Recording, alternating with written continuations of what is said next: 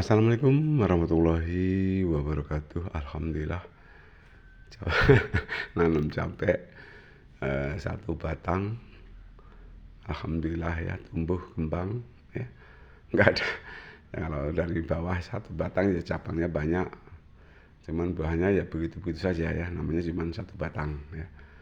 Ya walaupun bagaimana sebagai petani ya, sedikit banyak tetap ya, kebutuhan kita sehari-hari ya kita tanam lah ya.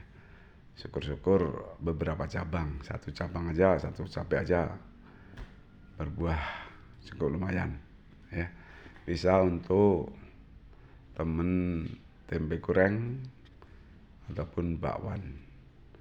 Ya bisa dicontoh lah ya, nanam cabai walaupun 1 batang nggak masalah. Yang penting kita rawat sedemikian rupa, insya Allah panen. Oke, terima kasih. Assalamualaikum warahmatullahi wabarakatuh.